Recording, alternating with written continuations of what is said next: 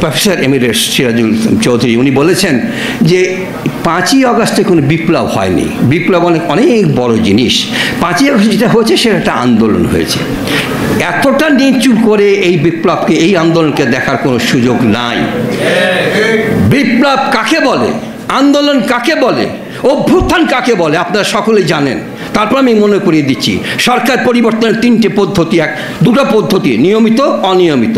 যদি নিয়মিত পদ্ধতি হয় সেটা আপনারা জানেন, নির্বাচন হবে, সরকার পরিবর্তন হবে। অনিয়মিত পদ্ধতিতে 3ভাবে সরকার পরিবর্তন হতে পারে। একটি পরিবর্তন হতে পারে আন্দোলনের মাধ্যমে। আন্দোলন কাকে বলে? রাজনৈতিক দলগুলো যিনি ক্ষমতায় আছেন তার প্রতি অসন্তুষ্ট, তারা একটা আন্দোলন গড়ে তুললো, রাস্তায় কিছু হরতাল হলো, কিছু প্রতিরোধ হলো, তারপর সেই সরকার সম্মান দেখিয়ে নতুন নির্বাচন দিয়ে সরকার ক্ষমতা থেকে চলে গেল। এটা আন্দোলন হলো, আন্দোলনের ফসল। আরেকটা হলো অভ্যুত্থান। অভ্যুত্থান কীভাবে হতে পারে? দুভাবে হতে পারে। একটা হলো সামরিক অভ্যুত্থান, আর একটা জনগণের অভ্যুত্থান। জনগণ মিলে রাস্তায় আন্দোলন করলো, সরকার সেই আন্দোলনকে সম্মান দেখিয়ে পদত্যাগ করলো, নতুন নির্বাচন হলো, এবং তারপর আপনার নতুন নির্বাচনে সরকার পরিবর্তন হলো। এটা হলো 2 নম্বর আন্দোলন। আর 3 নম্বর যেটা, সেটা হলো বিপ্লব। সেই বিপ্লবটা কিন্তু সাধারণ বিষয় নয়। শত বছরও সেই বিপ্লব কিন্তু একবার সংগঠিত হয় না। আন্দোলন অভ্যুত্থান বারবার সংগঠিত হয়, আমরা দেখেছি। আমরা পাকিস্তান আমল থেকে দেখছি আন্দোলন হচ্ছে, অভ্যুত্থান হচ্ছে, সরকার পরিবর্তন হচ্ছে, কিন্তু বিপ্লব হতে কিন্তু আমরা দেখি নাই।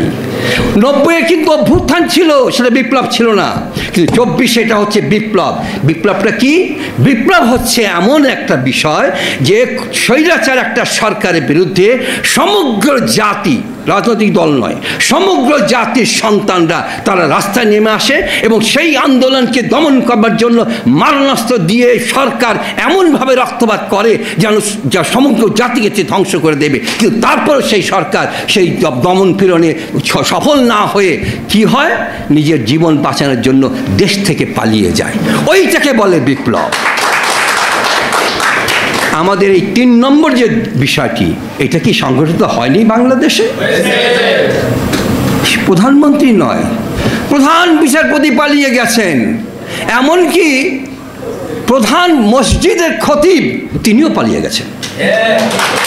তাহলে বিপ্লব কাকে বলে? এরপরে আর বিপ্লব, প্রফেসর সিরাজুল ইসলামের প্রতি আমার পূর্ণ শ্রদ্ধাকে আমি বলতে চাই, এটা কি বিরাট বিষয় নয়? উনি যে বললেন বিপ্লব বিরাট বিষয়, তাতে মৌলিক পরিবর্তন হয়।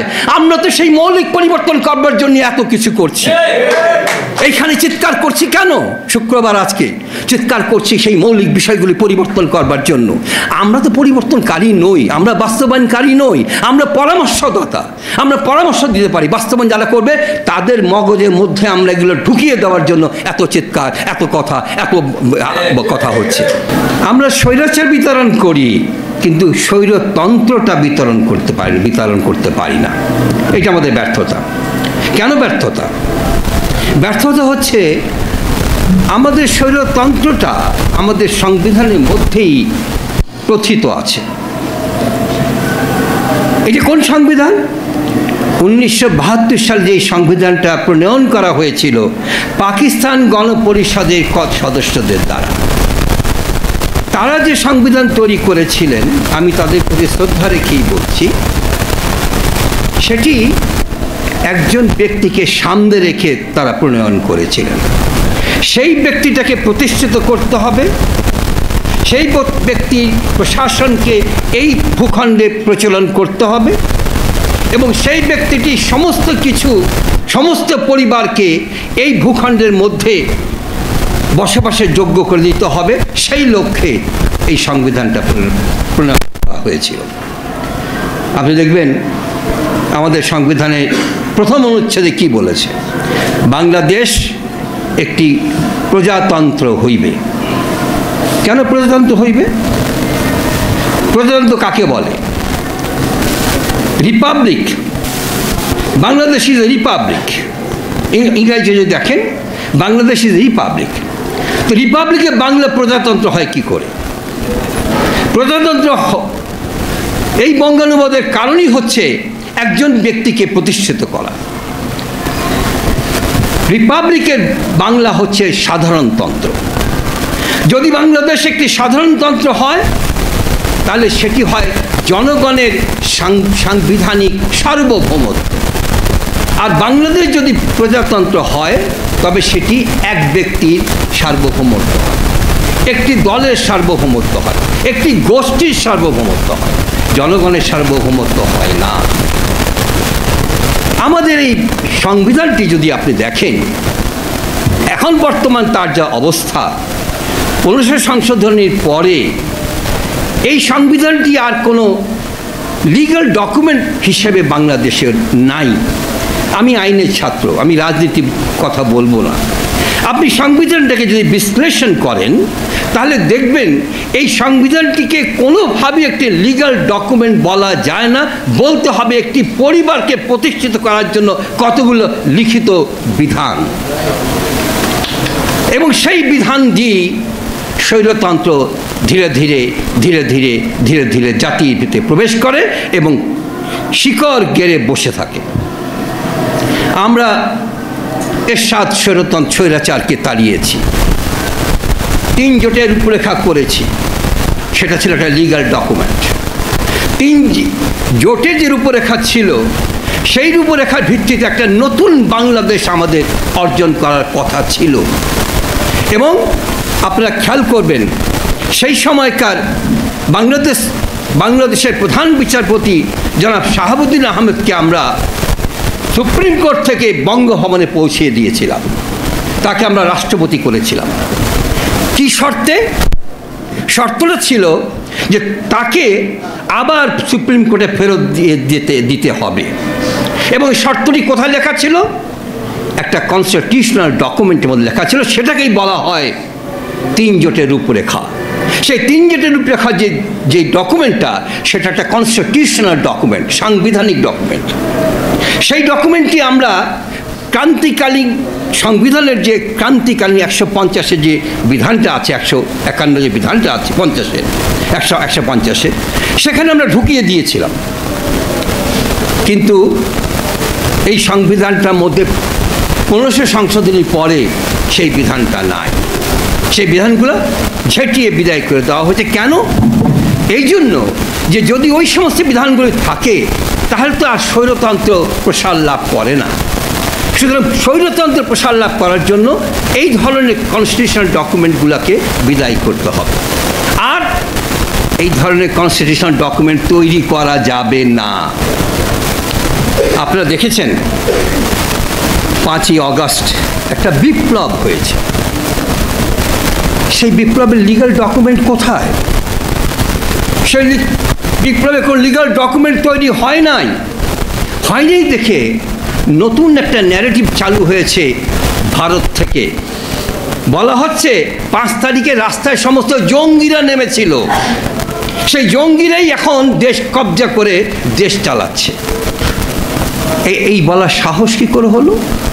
সাহস হলো যে ওই 5 তারিখের যে এত বড় বিপ্লব, একটা কাগজ আমাকে দেখান যে কাগজের মধ্যে এই বিপ্লবটা একটা লিগ্যাল বৈধতা দেওয়া হয়েছে।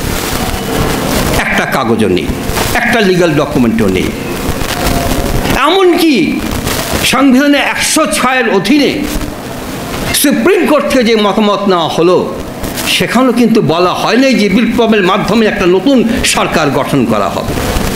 সেখানে যে সমস্ত কথা বলা হয়েছে সেগুলোকে বলা হয়েছে আইনের এমন প্রশ্ন উত্থাপন হইয়াছে যাহার কারণে সুপ্রিম কোর্টের মতামত গ্রহণ করা আবশ্যক, এবং সেই মতামত গ্রহণ করে সরকার গঠন করে ফেলা হয়েছে। কিন্তু এত বড় বিপ্লবের কোনো স্বীকৃতি কোনো লিগ্যাল ডকুমেন্টের মধ্যে আজ পর্যন্ত আমরা তৈরি করতে পারি নাই। এটা আমাদের বিরাট ব্যর্থতা। শুধু ব্যর্থতা নয়, এর সাথে রয়ে গেছে আমাদের জন্য একটা বিরাট বিপদের আশঙ্কা। আমি সে আশঙ্কার কথা ডে 1 থেকে বলে আসছি যে এই বিপদের আশঙ্কাকে আপনারা উড়িয়ে দিতে পারেন না। যাই হোক, এখন সেই সংবিধানকেই নিয়ে আপনারা চলছেন। এই 72-এর সংবিধানের প্রেমটা আপনাদের বুক থেকে আমরা সরিয়ে দিতে পারছি না। এই প্রেমটাকে সরিয়ে না দিতে পারলে কী বিপদ হবে সেটা আমি পরে বলছি। কিন্তু যদি সংবিধানের মধ্যে আপনি থাকেন তাহলে কিভাবে আপনি এগোবেন? গত পরশু হাইকোর্ট ডিভিশন থেকে একটা রুল ডিসচার্জ হয়েছে। যারা মহসিন রশিদ সাহেব তিনি চ্যালেঞ্জ করেছিলেন যে 106-এর যে অনুচ্ছেদ 106 সংবিধান অনুচ্ছেদ 106-এর যে বিধানটা নেওয়া হয়েছে সেটা যথাযোগ্য না। এক বাক্যে রুলটা ডিসচার্জ করে দেওয়া হয়েছে, রুল দেয়নি, আপনার পিটিশনটা রিজেক্ট করা হয়েছে কথা বলে যে না, এটা জনগণের মতামত অনুযায়ী হয়েছে, জনগণের ইচ্ছার প্রতিফলন হিসেবে হয়েছে। তো এই কথাটি আপনি লিখে দেন না ভালো করে, আপনি জাজমেন্টের মধ্যে লিখে দেন যে এই যে 5 তারিখের যে বিপ্লব হয়েছে সেটা জনগণের ইচ্ছার প্রতিফলনে হয়েছে। এই কথাটা তো লিখছেন না। আপনি যদি লিখে দেন তাহলে এইটা হয়ে যাবে লিগাল ডকুমেন্ট। এবং যদি মহসিন রশিদ সাহেব উনি যদি অ্যাপিলেট ডিভিশনে গিয়ে এই রিজেকশন অফ দ্য পিটিশনটাকে যদি চ্যালেঞ্জ করেন, আর অ্যাপিলেট ডিভিশন থেকে যদি একটা সার্বিক রায় হয়, বিস্তৃত রায় হয়, এবং সেই রায়ে যদি বলা হয় যে হ্যাঁ এইটা ছিল সেই জনগণের ইচ্ছার প্রতিফলন, তাহলে একটা লিগাল ডকুমেন্ট হয়ে যাবে। তাহলে সেই লিগাল ডকুমেন্টটা কেউ পরিবর্তন করতে পারবে না।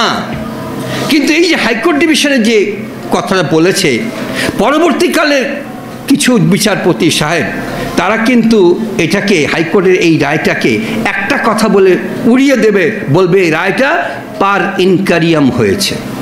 পার ইনকারিয়াম মানে কোর্টের সামনে সমস্ত উপাদানগুলো উপস্থাপন করা হয় নাই, তাই এই রায়টি পার ইনকারিয়াম হওয়ার কারণে এর কোনো লিগাল বেসিস নাই। তাহলে এইটা থাকবে না। সুতরাং অ্যাপিলেট ডিভিশন থেকে যদি এটা একটা রায় হয় তাহলে হয়তো সেটা লিগাল ডকুমেন্ট হবে। কিন্তু আমরা এখানে যাচ্ছি কেন? আমাদের কাছে তো ইনস্ট্যান্স রয়ে গেছে।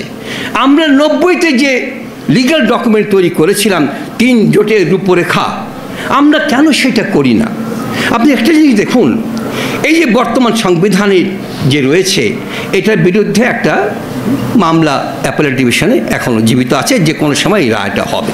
সেটা হলো 1500 সংশোধনীকে অবৈধ ঘোষণা করবার জন্য একটা দরখাস্তের অধীনে এই রায়টা হবে।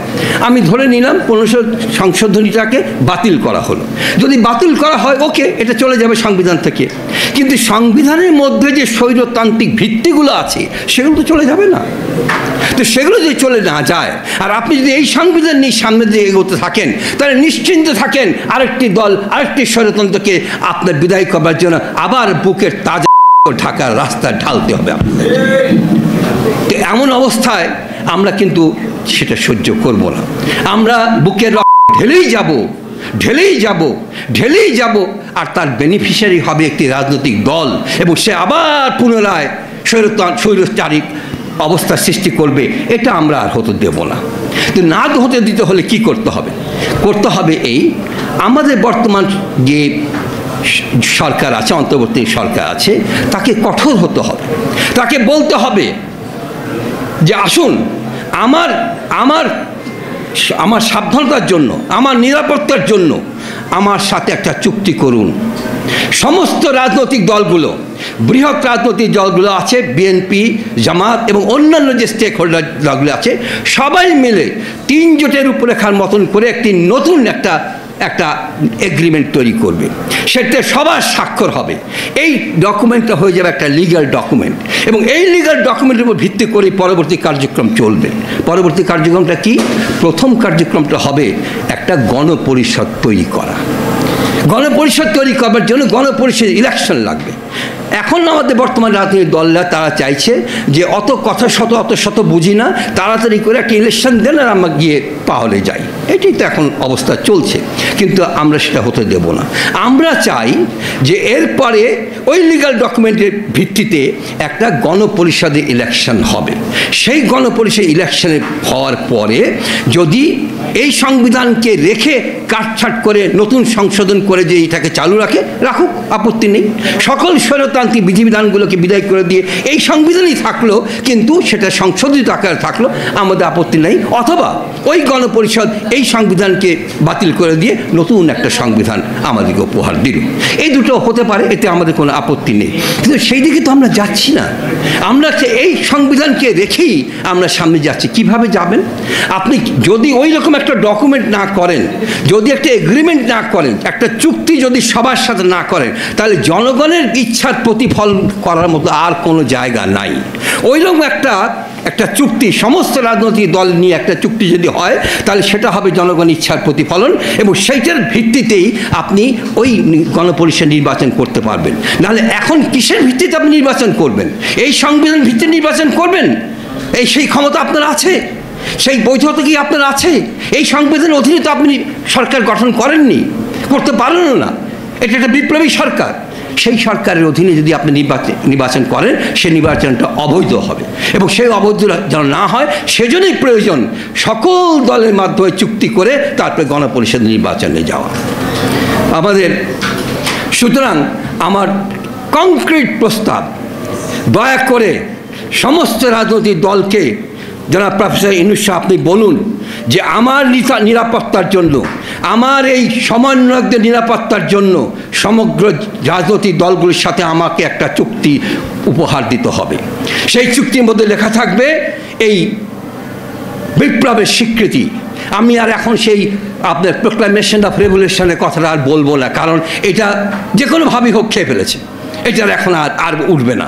সুতরাং একটা চুক্তি হোক সমস্ত রাজনৈতিক দলের সাথে, সেখানে লেখা থাকবে এই বিপ্লবের স্বীকৃতি, এবং একই সাথে লেখা থাকবে যে আমরা পরবর্তীতে গণপরিষদ নির্বাচনে যাব। গণপরিষদ নির্বাচন হওয়ার পরে তারা যা করা করবে, তারা সংবিধান দেবে, যা করা করবে, তারপরে দেশ চলবে। কিন্তু সেই সংবিধানের মধ্যে এই স্বৈরতান্ত্রিক বিধানগুলো থাকতে পারবে না। সেই সংবিধান হতে হবে জনগণের সার্বভৌমত্বের সংবিধান। আমরা সেই সংবিধান অর্জন করবার জন্য প্রয়োজনে আরেকবার আমরা বুকে রক্ত ঢেলে দেব। আপনাদের সকলকে ধন্যবাদ।